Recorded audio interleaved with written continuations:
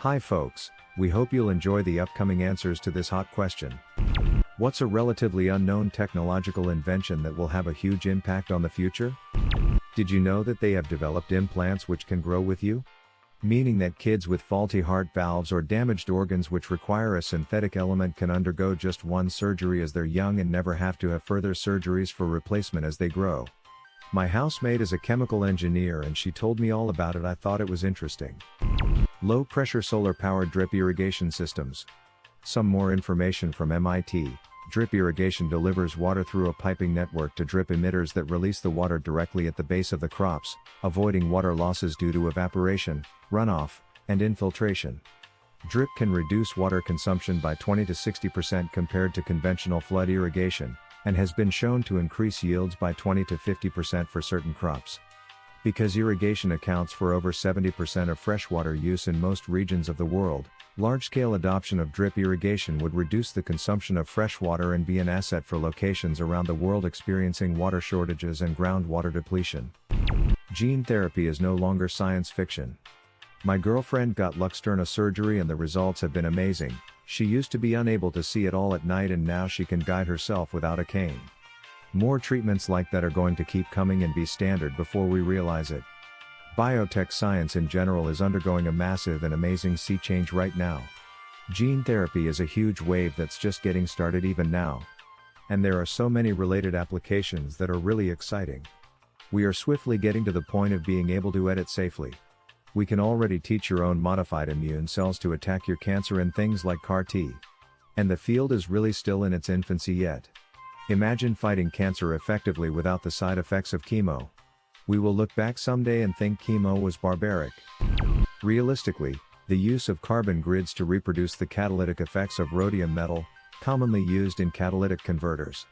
Rhodium metal is currently trading at $13,000/Oz after a huge spike due to worldwide emissions restrictions that took effect in 2020. Long story short, there is only two places on Earth to effectively find the stuff and it is going to run out, well before fossil fuels and other important building materials do. Replacing rhodium with carbon in catalytic purposes would save global manufacturers hundreds of billions a year and make many consumer goods much more affordable. The invention of hypersonic missiles is starting an arms race not seen since the Cold War and nobody seems to care. I think that's because the same rules of math applies. If you use those you get nuked. There's no casual hypersonic missile war the same way there's no casual nuclear war. So it's a solved problem, as much as MAD is a solution. The problem is hypersonic munitions are first strike munitions. As the time to react becomes smaller and smaller, the retaliatory threat becomes a smaller and smaller threat. That's the concern with weapons of that nature, because they actually diminish MAD considerations when it comes to WMDs rather than allow for a status quo. Printed human skin and organs. There are still some decent hurdles to overcome for macro-scale application of 3D printing biologicals, but yeah, this will be a super good one in the future. Wake me up when they solve the micro-scale blood perfusion issues. My bet is on CRISPR, a genetic technology that enables DNA modification on live organisms, at a very low cost. Sadly, I cannot predict whether the impact will be positive or not. Golden skin sovereign race IRL. Green skin is obviously the only way. Photosynthesis. So Shrek is a documentary from the future. Lithium-sulfur batteries are in development right now that could make battery storage much cheaper than current lithium-ion and lithium polymer batteries. Lower cost batteries mean more people can afford to use them, and that's more internal combustion engines, replaced with electric motors. While I'm at it, battery recycling. Every element in a battery can be extracted and recycled into new batteries, especially the lithium. A former founding member of Tesla has actually already opened a plant to do just that. I'm a bit skeptical. There are dozens, if not hundreds, huge capacity and theoretically cheaper batteries out there that have never left the research phase. I'm not sure if Li-S is the same. Any kind of advance in batteries and the ability to store electrical energy.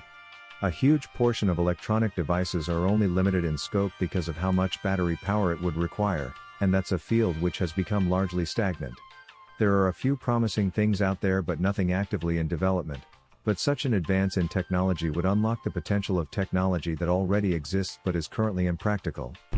Research into bacteriophages, bacteria targeting viruses, Could cure antibiotic-resistant bacterium such as MRSA. TBH, I was actually waiting for someone to say this. This can be revolutionary since it allows specific targeting. Wireless EKG machines. As an epileptic, I'd be pretty into a wireless EEG too. As an epileptic, I'd love to see more accessible self-driving cars. Specifically, one that can take over and safely park and call 911 if it detects the driver having a seizure or other loss of consciousness. I would think wireless EEG technology could play a huge part of that. Energy storing smart bricks that could one day turn the walls of our houses into batteries. That's really cool, especially how it changes the bricks blue. I can see the ad campaign now. Blue brick batteries, what's in your walls? Just because you're not a millionaire, it doesn't mean you can't hide jewels in your house. Wow, I completely misinterpreted jewels and wondering what it has to do with. Actually, never mind, I should just quit while I'm ahead. Batteries containing nuclear waste encases in synthetic diamond. Supposedly can go thousands of years without charge and are perfectly safe. Currently being trialed in the UK. Beta voltaics. They're more of energy harvesters than batteries, but being able to last hundreds of years is really cool for some things. They don't put out much power ATM though, so they're pretty niche. They're coming along nicely. Hopefully they can find a way to produce energy from them. The potential is theoretically huge. Long-distance wireless electricity transport. Space solar panels, here we come. See Dyson swarms with maser power transmitters. Technically possible with existing technology, too. You only have to consume like all of Mercury for the resources required. We haven't invented it yet. If you study the last 3 big technological leaps forward, they were all preceded by discovering a new, denser, method of energy storage. Coal and the steam engine lead to the Industrial Revolution. Oil and the combustion engine lead to the modern revolution. Fission and water reactors lead to another energy revolution. We have the technology for cleaner energy via solar and wind. It's not carbon neutral, because you never get the energy out of the thing that goes into making it, but it sure can put a dent in because of all the propaganda and activism surrounding the issue from both sides, but there you go, and it doesn't change my point that something is better than nothing.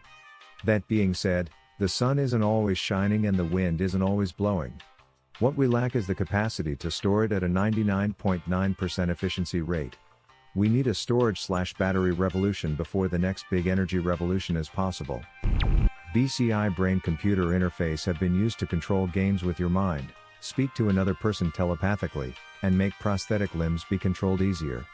CBI computer-brain interface have been used to make a blind person regain their sight through camera glasses, and make monkeys feel things in VR that weren't there. If we perfect both of these we could do a lot. Yep, came in here for this one. Once people get over the squirminess it's truly another level stuff. I'm thinking of the Star Trek pilot with the beings with the crazy big brains that communicated telepathically, that would be us.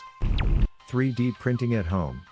Imagine downloading the blueprints of whatever you need, customize it and have it printed overnight and into your hands. What is now a hobby will soon be a common household tool. Star Trek replicators, here we come. It's often overlooked how Star Trek replicators were also able to recycle anything placed into them. No more landfills, no more waste, and most importantly no more doing El Alo. What would have been your answer or question? Leave it in the comments below.